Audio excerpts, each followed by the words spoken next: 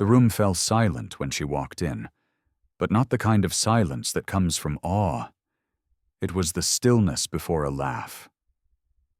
Leena could feel it like a draft through her bones as the bridesmaids froze, eyes dropping from her hopeful face to the hem of her wedding dress. It was ivory, second-hand, bought from a discount bin at a dollar store clearance sale 6 towns away. It didn't shimmer. It didn't hug curves.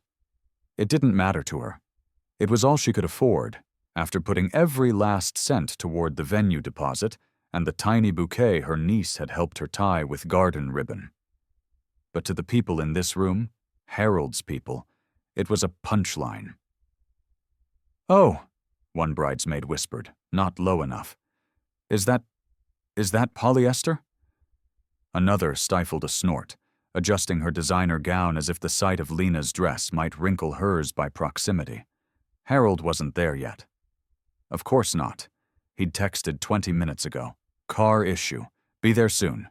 Don't panic." But it wasn't panic that was rising in Leena's chest. It was something colder. A weight she hadn't felt since her teenage years, since the day her foster mother said, "Some girls just don't fit the part." A cough broke the tension. Awkward, masculine, and sharp. Leena turned and found herself locking eyes with Alec, Harold's older brother. He was dressed in a crisp black suit, no tie, sleeves slightly rolled, leaning casually in the doorway like he'd been watching for a while. He didn't laugh. His eyes scanned the room, then landed on her dress. And for a terrifying moment, she thought he would be the worst of them. He was blunt, always had been, the kind of man who said what others swallowed. But instead, Alec pushed off the doorframe and walked toward her. Not rushed, not hesitant. He moved with the ease of someone who knew where he was going. "Leena," he said, voice low and steady. "It's good to see you." "You too," she managed, trying to swallow the heat rising in her face. The dress is exactly what a real woman wears when she's not trying to impress people who don't matter," he said, loud enough for everyone to hear. The bridesmaids stiffened. One looked away. "I don't think I was invited to the pre-ceremony roast session," he added, glancing toward the cluster of snickering cousins. "But if I had been, I'd have suggested they at least pick a joke that doesn't punch down." Leena stared at him, uncertain whether to feel rescued or exposed. "You don't have to." "No, but I want to." He looked at her dress again, softer this time. "It's honest, and that's rare at a wedding." Just then, someone giggled again, nervous, passive-aggressive, and Alec turned, slow and deliberate. "Anyone else want to speak up? Or are we done mocking someone who built a wedding from scratch without a credit card?" Silence. Real silence now, not anticipation. Shame. Leena's hands shook, and she didn't know if it was from humiliation or the sudden clarity of being seen. Truly seen. "Thank you," she whispered. Alec looked at her, then did something no one expected. He extended his hand. "You shouldn't walk into that chapel alone. Not after this." "But it's not your wedding," she said, voice cracking. "Harold is late, and I'm here, and I'm not letting you stand alone in a room full of people who already decided you weren't enough." Leena stared at his hand. Then the faces around her, then her own trembling fingers. And finally she took his hand, warm, solid, unapologetic. The moment stretched, cameras clicked, but no one laughed, not anymore. Alec's grip was steady, and it anchored her in a way Leena hadn't expected. Her fingers were cold, clammy even, but he didn't flinch. If anything, he tightened his hold just slightly, enough to remind her that, in this moment, she wasn't alone. He didn't let go as he led her through the hallway towards the chapel, past wide-eyed caterers, startled guests, and a pair of flower girls who stopped tossing petals and stared. The room was already half full, Low murmurs echoed beneath the string quartet's soft warm-up. No one stood yet, not until the bride made her entrance, and certainly not with the groom still missing. "They'll think we're together," Leena whispered, her voice barely holding. "Let them," Alex said without breaking stride. "They'll learn the truth soon enough, and maybe then they'll think twice about who they mock." Her heart pounded as they reached the entry doors of the chapel. Behind them, Leena could hear the bridal coordinator fretting, asking if Harold had arrived yet. He hadn't. Still no word. Still no call. Just silence. A silence Leena knew all too well. The kind of silence men use when they're walking away without the courage to face the mess they left behind. "You don't have to go any farther," she said to Alec, pausing just before the threshold. "This isn't your mess." "You're part of my family, Leena," he said. "And not because of Harold. Because you earned it. With every holiday you showed up for, with every time you helped Mom with her appointments, with every sacrifice you made while he played executive groom." She blinked. "You noticed?" "I see more than people think," he said. "And I've seen how they've treated you. Like an accessory. Like some favor Harold was doing the world." Her breath hitched. "I thought maybe I didn't fit because I came from nothing." "You didn't come from nothing," Alex said. "You came from the kind of fight most people in this room wouldn't survive a day of." The bridal coordinator peeked through the side curtain. "It's time. Do we proceed?" Alec looked at Leena. "You don't have to walk in for him, but you can walk in for you. For every girl who's ever been told she's too plain or too poor or too something to be worth loving." Leena looked down at her dollar store dress. The hem still curled from the steam she'd used to smooth it. There were uneven threads where she'd hand-stitched a ripped seam. It wasn't grand, but it was hers. "What happens if he never shows?" she asked, suddenly breathless. Alec's face didn't flinch. "Then we light the candles anyway, serve the food, and dance like it was always meant to be your day, not his." And that's when she knew. This wasn't about a man. It never had been. This was about reclaiming a moment they tried to take from her. Slowly, Leena turned toward the doors. The music shifted. The guests rose. She heard gasps ripple down the rows, not because Harold stood beside her, but because he didn't. And Alec did, tall, grounded, quiet-eyed, and steady, her hand in his. They walked together, every step echoing a truth the room wasn't ready for. She didn't need to be chosen by a groom to be worthy of the aisle. She didn't need money to be beautiful, and she sure as hell didn't need permission to take up space. By the time they reached the altar, the room had fallen still again. But this time, no one dared to laugh. The space where Harold should have stood was marked by a single white rose in a polished vase, part of the floral arrangement meant to frame the couple. Now, it framed her alone. Leena's eyes rested on it for a moment too long. That flower had been chosen to match his boutonniere. Now it looked more like a placeholder for a man who had already vanished in silence. She felt the weight of every gaze in the room as she stepped up. Alec stopped just short of the altar, releasing her hand with a quiet, supportive nod. She wasn't his bride. He knew that. But she also wasn't a woman to leave stranded in front of people who'd waited their whole lives for someone to fail. The officiant cleared his throat awkwardly. "Do we wait a little longer?" he asked, uncertainty tightening the corners of his mouth. 10 more minutes, Leena said, her voice stronger than expected. "He could still be coming." Alec stepped aside and stood near the first row, beside his mother, whose lips were pressed into a line that didn't know if it was apology or pride. The guests murmured, unsure if this was part of some modern twist, a rehearsal gag gone wrong, or a disaster unfolding in real time. Leena stared at the doors, but in her heart, she was already rewriting the moment. Not to erase him, but to remove his power. She thought of the months she'd spent planning every detail, clipping coupons for napkins and crafting centerpieces from thrifted frames and dollar store votives. Harold hadn't helped. Not once. He was always busy, always flying out for something that required suits and boardrooms. But she'd ignored the signs. The way he dismissed her ideas. The way he rolled his eyes when she spoke of wanting a quiet, soulful wedding instead of an Instagram circus. And now here she stood, dollar store dress. No groom. A room full of people whose silence rang louder than applause. A phone buzzed. Everyone looked.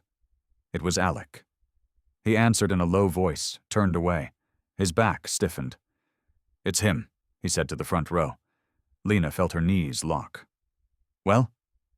Alec turned, slowly. "He's not coming." The room gasped. The mother of the groom closed her eyes as if in slow, private shame. Leena felt her pulse in her teeth. "Did he say why?" she asked quietly. "He said he didn't think it was right," Alec replied. "He said, you'd understand." Understand? That he vanished from his own wedding without a call? That she had to stand in front of 3 generations of judgment and pretend like she hadn't already imagined him doing this? "What do I do now?" she whispered. And Alec, without hesitation, stepped forward again.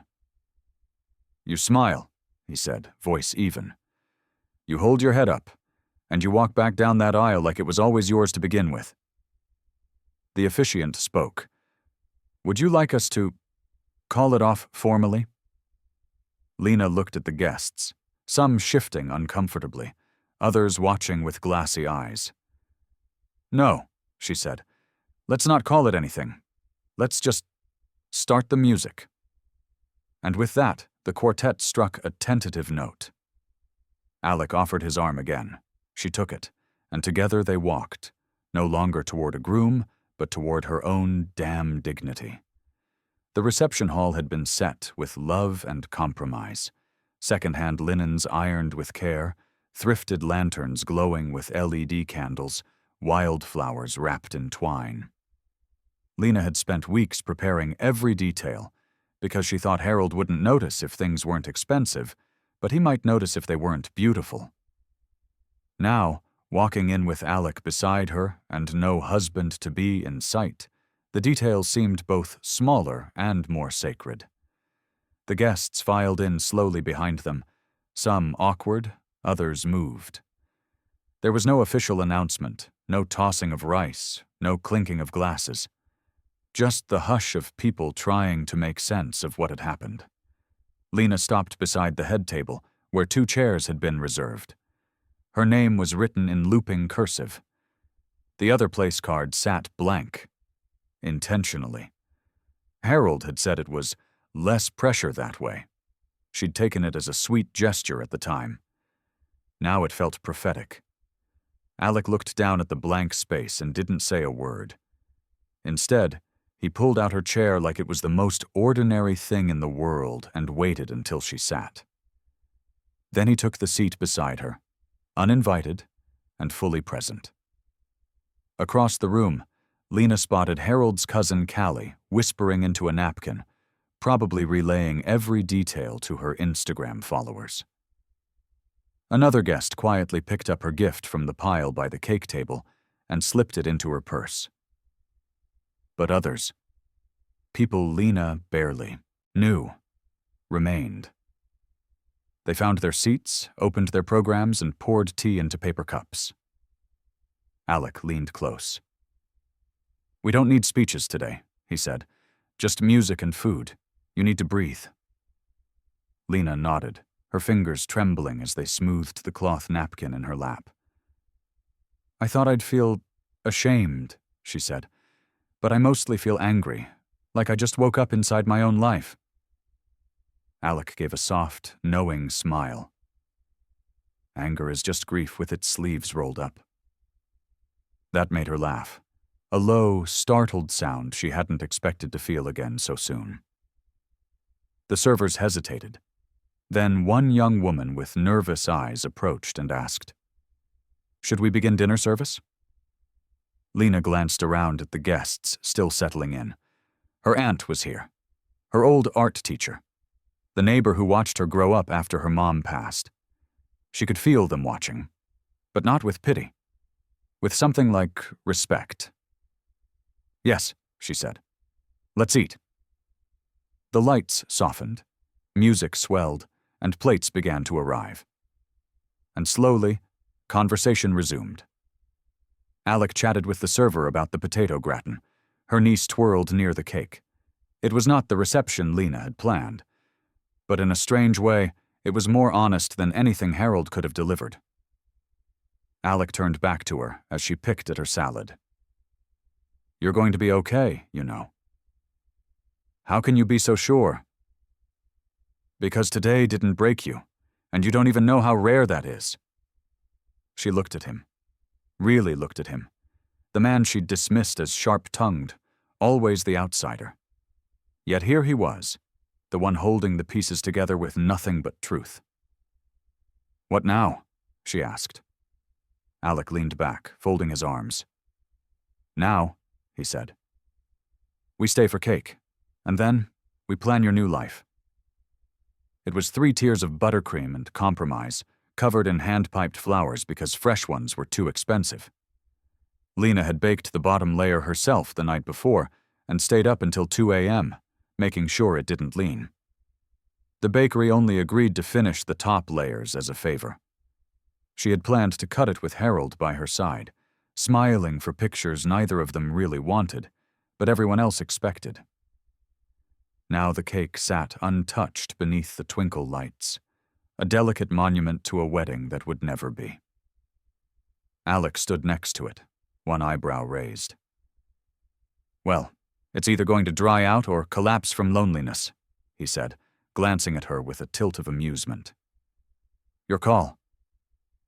Leena chuckled under her breath. "I didn't make it to be lonely." She approached the cake slowly, aware of the dozens of eyes pretending not to watch. Her hands felt steady for the first time in hours. The knife waited beside 2 mismatched plates, the only part she'd allowed to be imperfect on purpose. Alec reached for the knife, then paused. "Want to do the honors?" She looked at the blade. It was supposed to be symbolic, cutting, something sweet to mark the beginning of a shared life. But she realized she didn't need Harold's hand on hers for that meaning to exist. She took the knife. "Together?" she asked. "Sure," Alec said with a smile, placing his hand lightly over hers. "For strength, not ceremony." They cut into the cake, the room falling quiet again, but not with tension this time, with attention. Leena served the first slice to her niece, who bounced in delight. Then Alec took the second and offered it to Leena. "You earned this," he said. "All of it." She bit into the soft sponge and buttercream, letting the taste land fully on her tongue. It was good, better than she remembered. Sweet and warm and real. Around them, guests started to rise. Her aunt helped pass plates. The officiant toasted with water. Someone started a quiet clap, and it spread. Not loud, not forced, just human, honest. Alec leaned close again. "You've done something rare," he murmured. "You showed people how to stand tall in a moment built to make you fold." "I didn't do it alone," she replied. He didn't answer right away. Then, "You were never alone. You just forgot how many people were watching, quietly hoping you'd rise." The music shifted again. Something softer now. A string version of a classic love song, one Leena had once picked out for her first dance. She'd almost asked them to skip it. Now, she let it play. Alec turned toward the open dance floor. "Would you let me borrow the first dance?" he asked. "You don't owe me anything," she said. That's why I'm asking, he said. Not because it's owed, because you deserve to finish the story. She hesitated, then stood. And as Alec offered his hand for the second time that day, Leena took it with something stronger than gratitude. She took it with belief. They walked to the center of the floor as conversations faded. He placed a respectful hand on her waist. She let her head rest near his shoulder, not because it meant anything romantic, but because she was exhausted and safe. They swayed, not as a bride and groom, but as two people rewriting what it means to begin again. He came just after the last dance ended, when the candles had started to burn low and half the guests were rising to leave. Leena didn't see him at first, but Alec did. His jaw clenched so tightly it made her stop mid-step. She followed his gaze, and there, by the edge of the reception hall where the shadows clung to the wall like shame itself, stood Harold. Not in a tuxedo. Not with flowers. Not with even the faintest trace of apology. Just jeans, a windbreaker, and guilt stitched into every slow step. Alec moved instinctively, placing himself between them. Leena didn't stop him, but she didn't hide either. She waited. Harold took 2 steps forward. 3, then stopped short when Alec didn't move. I just came to explain, Harold said, voice low.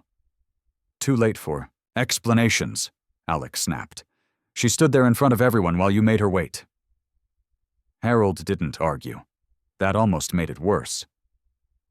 Leena, he said softly, peering over Alec's shoulder, I panicked. I didn't think I was ready, and then I couldn't get myself here. You got here now, she said, her voice surprisingly even. Which means you could have come then. You chose not to. Harold winced.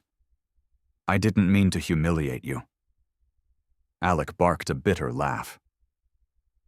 Then you're even more clueless than we thought.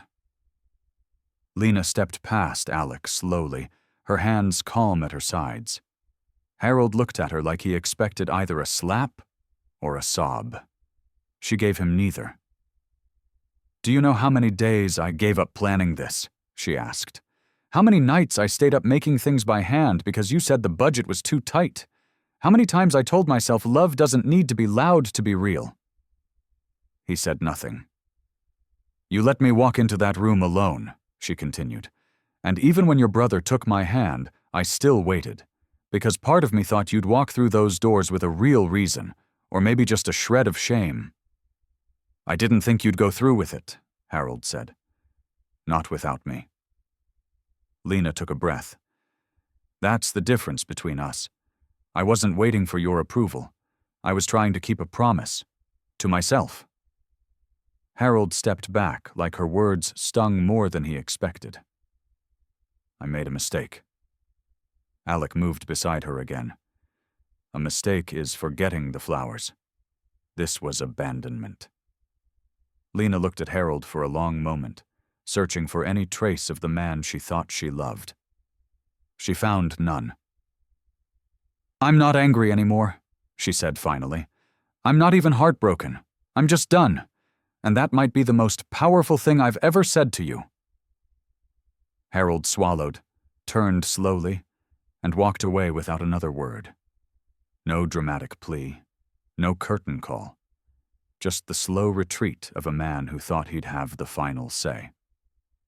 When he disappeared through the back doors, Leena let the breath she was holding go.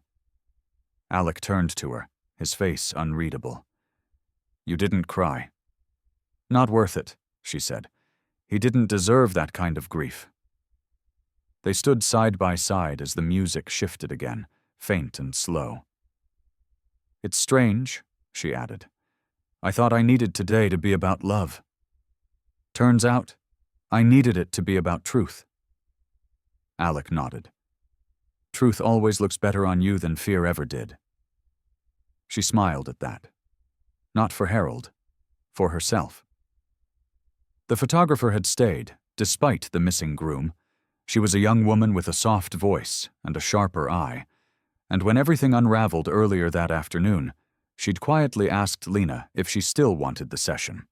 Maybe just candids, Leena had said at the time, too numb to imagine smiling for anything staged. Now, hours later, the photographer returned with her camera slung over one shoulder and a look that asked permission before a word was spoken. "I have one shot left on the memory card," she said gently. "Do you want it?" Leena glanced around. Most of the guests had gone, the cake half-eaten, the lights dimmed to a golden hush. Alec stood beside her again, sleeves rolled up, having just helped the staff fold the last few tables. There were crumbs on his cuff and exhaustion in his eyes. But when Leena looked at him, it wasn't pity she felt. It was comfort, a steadiness she hadn't noticed in all the years they'd known each other, because maybe she'd been too busy trying to make Harold steady instead. "One last shot," she said to the photographer. "But let's not pretend. Let's just take it how it is. No posing, no pretending," Leena confirmed. The photographer lifted the camera slowly. Leena stood still for a moment, unsure what to do with her hands. Her dress was wrinkled now, the train slightly torn from all the walking. Her makeup had softened into a more honest version of her face. Beside her, Alec didn't try to pose either. He simply looked at her, and for the first time that day, she looked back, fully. The shutter clicked. Once, and then it was done. "I'll send it to you tomorrow," the photographer said quietly. "I think it might be my favorite of the day." As she packed up and left, Alec and Leena stood there for a long moment longer. "You okay?" he asked. "Somehow, yes," she said. "Though I'm going to have to explain all this to my aunt, my boss, and probably the dry cleaner." "Let me know if you need backup," he said. "I've got a suit and a talent for awkward conversations." Leena smiled. "You really surprised me today." "I surprised myself," Alec admitted. "I thought I'd just be background noise. Turns out I had a front row seat to someone finding her backbone." She tilted her head. "Is that what you saw?" "I saw someone walk down the aisle without flinching. I saw someone cut her own cake when the groom didn't show. And I saw someone send a man away not with rage, but with peace." She studied him. "Why did you help me, Alec?" "Really?" He hesitated. "Because I've been watching you make room for everyone else for years, and no one ever made room for you." Her breath caught. The silence wasn't heavy. It was full of words unsaid, moments unclaimed, and the beginnings of something neither one of them had dared name. "Not yet." "Come on," he said gently. "Let's help them finish cleaning up." "Then what?" she asked. "Then I drive you home? And tomorrow, maybe we take a walk. No weddings, no drama. Just real." Leena nodded slowly. "Real sounds perfect." And with that, they stepped away from the dance floor, leaving behind more than footsteps. They left behind the woman she thought she had to be, and made space for the woman she finally was. Leena had expected silence. After all, when a wedding ends without a groom, most people assume the next day is for shame and silence. But instead, she woke to a phone vibrating itself off the nightstand, a dozen unread texts, and a message from the photographer that stopped her mid-breath. "Thought you might want to see this. It's already circulating." Attached was the photo from last night. She and Alec, standing in the quiet light of the reception hall. No poses, no smiles, just truth in their posture, the rawness of what they'd lived through still visible in their eyes. It wasn't romantic. It was real. And somehow, that made it more beautiful than anything the wedding was ever going to be. By 10 a.m., it had been shared by 3 local wedding blogs, tagged with captions like "Strength looks like this" and "When the brother steps up." Her inbox pinged again, this time a message from a former classmate who'd moved away and hadn't spoken to Leena in years. "I saw the photo," I just want you to know, you're the bravest person I know." Then another. A florist from across town. "I've never seen anything like it. You didn't get left. You stood alone." That's power. Even a message from her old high school art teacher. "I always knew you had more steel than silk. Thank you for reminding the world what grace really is." She read each one with trembling hands, overwhelmed not just by the kindness, but by the strange sense that her pain had somehow become a mirror for others. Alec showed up around noon. No warning, just a knock on the door and a bag of takeout. "You weren't going to eat," he said when she opened it. "So I came to make sure you did." "You're acting like this is normal." "Maybe it should be," he replied. "Showing up, feeding people, making sure they don't vanish after the big mess." She stepped aside to let him in. Her apartment was small, still cluttered with decorations from the rehearsal night, boxes of party favors that would never be used. "You're a little famous," he said, setting down the food. "The pictures everywhere. I noticed. Bother you?" "A little," she admitted. "I didn't plan to become a symbol." "That's the funny thing about symbols," Alec said. "We don't get to pick when we become one. We just live through the moment. The rest is up to everyone else." They ate in silence for a few minutes, the kind of silence that felt comfortable, familiar. Leena finally asked, "Do you think Harold's seen it?" "Probably. His mother definitely has." Leena gave a quiet, almost wicked grin. "Good." Alec raised his glass of iced tea. "To unexpected endings?" She clinked hers against his. "To better beginnings?" The conversation drifted then, to old family stories, shared childhoods, and the weirdness of being thrown together by blood and yet never quite seeing each other clearly. Until now. "Do you remember that science fair in 8th grade?" Leena asked. "You helped me build a volcano, then disappeared halfway through judging." Alec laughed. "I had the flu. I threw up behind the bleachers. But I still got you second place, didn't I?" "You did. Guess I've always been showing up halfway," he said. "No," she replied softly. "You've always shown up when it mattered." They fell quiet again. But this time, it wasn't because they ran out of words. It was because they didn't need them. The return policy was simple.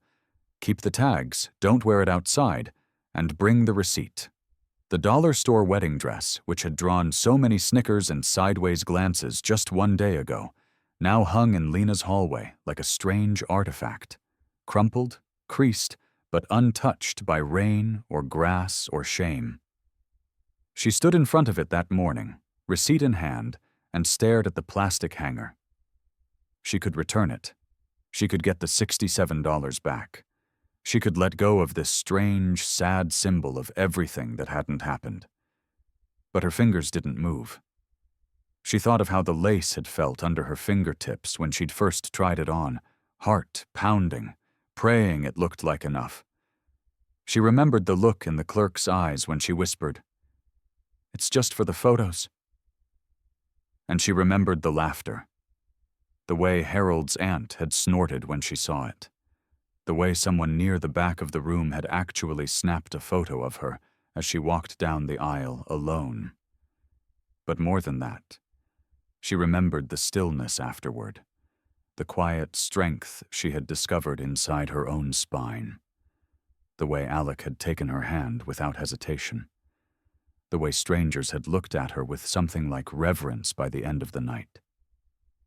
She couldn't return that.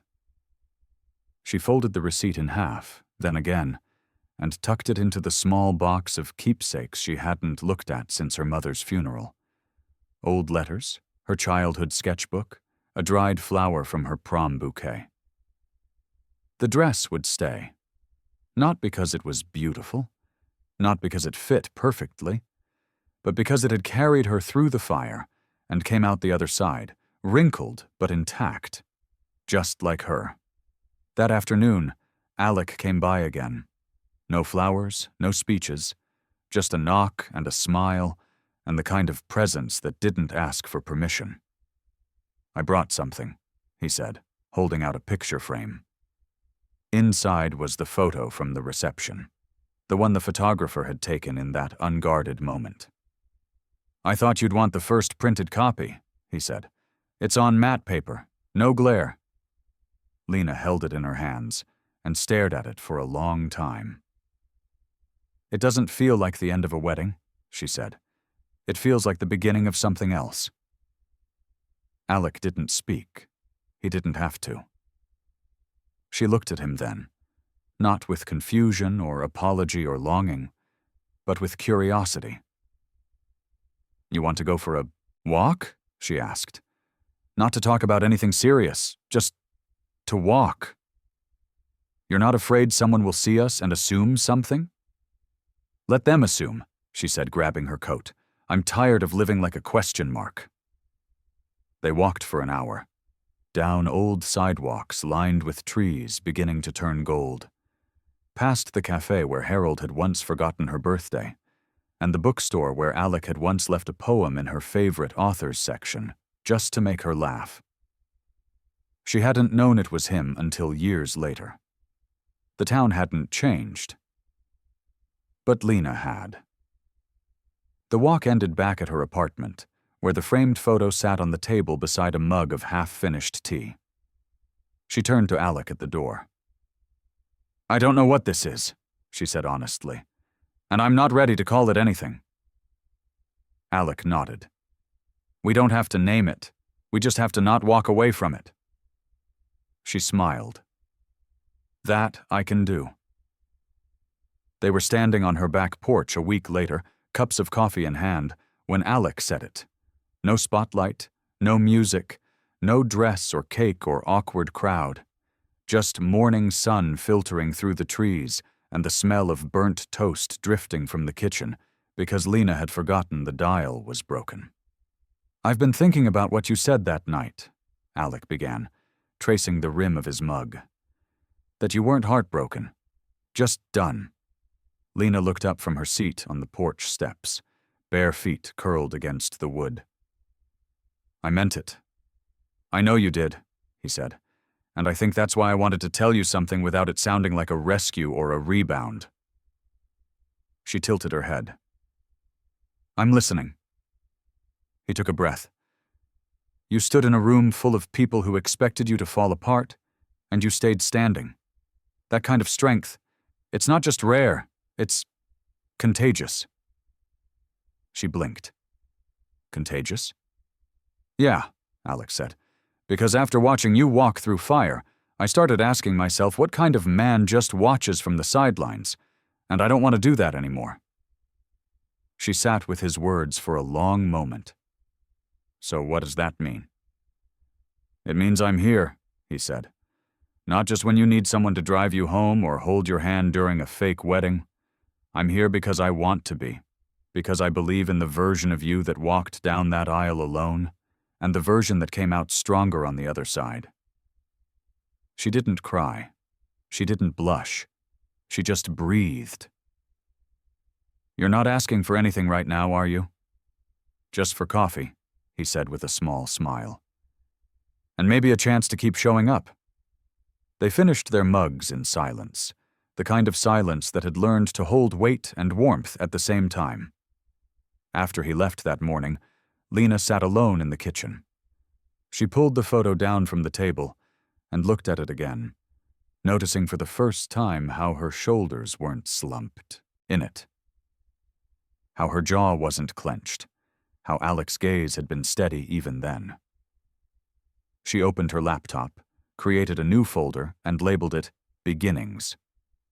She dropped the photo in, along with a scan of the canceled wedding invite, a snapshot of the torn dollar store receipt, and a voice memo she'd recorded that night when everyone had gone home. Just her whispering, "You're still here, and that's enough." Months would pass before anything changed visibly. She didn't rush into anything. Alec didn't push.